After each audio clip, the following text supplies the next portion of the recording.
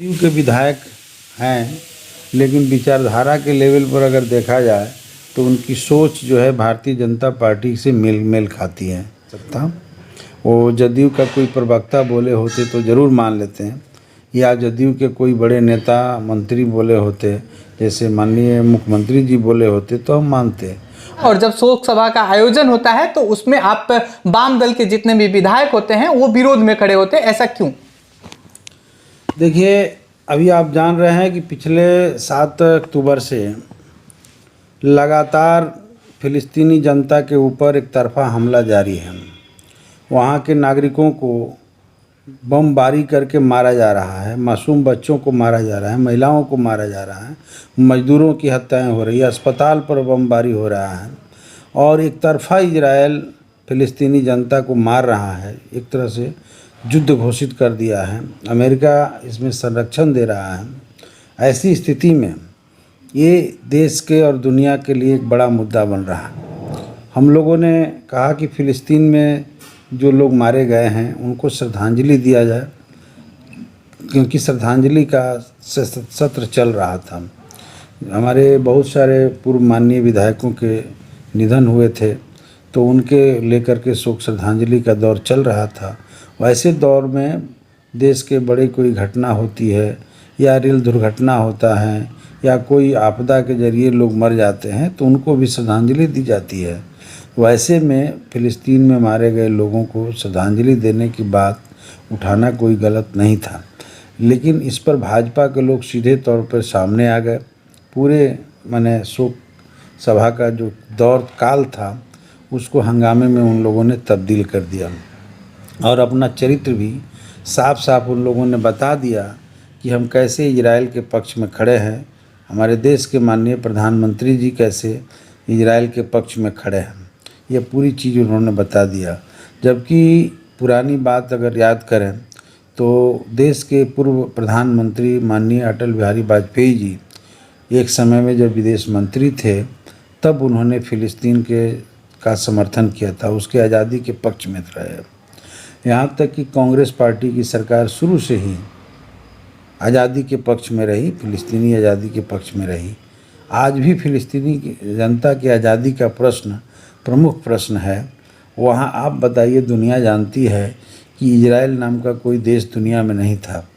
फ़िलिस्तीन में ही जाकर के इन लोगों ने कब्जा कर लिया और कब्जा करके अपना एक देश घोषित करके लगातार ये कोशिश कर रहे हैं कि फ़िलिस्तीन को नामो निशान मिटा दिया जाए। आज गाज़ा पट्टी पर हमले करके लगातार कब्जा करने की अभियान चलाया जा रहा है।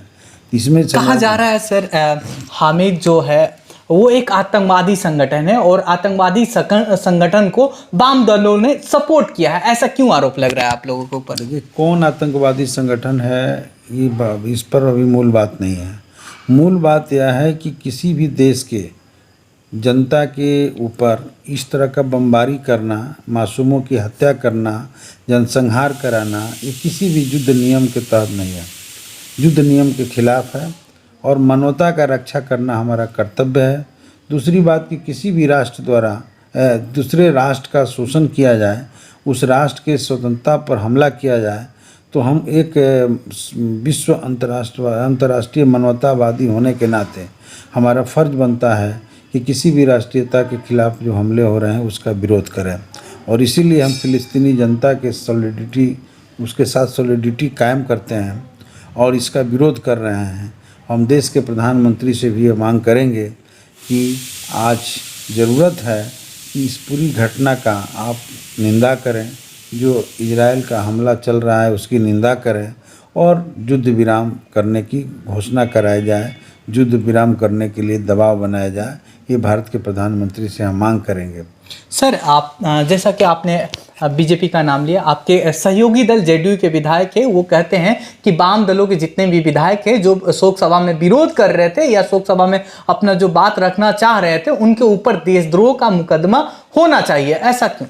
अब जदयू के विधायक हैं, लेकिन विचारधारा के लेवल पर अगर देखा जाए तो उनकी सोच जो है भारतीय जनता पार्टी से मेल मेल खाती है और हम समझ रहे हैं कि उनका एक वक्तव्य के आधार पर जदयू का वक्तव्य नहीं माना जा सकता।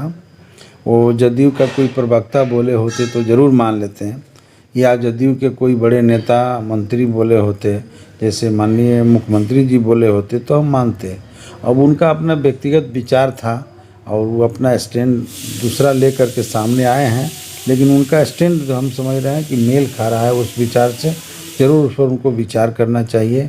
और प्रगतिशील विचार यही होता है कि देश के किसी भी हिस्से में, दुनिया के किसी भी हिस्से में अगर मनुष्य पर, मानवता पर कोई हमला होता है तो उसका विरोध होना चाहिए। और अमेरिका एक साम्राज्यवादी देश के रूप में पूरे दुनिया को अपने दबाव में लाने की कोशिश कर रहा है। और इजराइल तो अमेरिका का ही उत्पत्ति है, अमेरिका के द्वारा पैदा किया गया ही एक जो है देश है। इजराइल को लगातार अमेरिका ने समर्थन किया है, इसलिए फ़िलिस्तीनी जनता की स्वतंत्रता के हम पक्ष में हैं।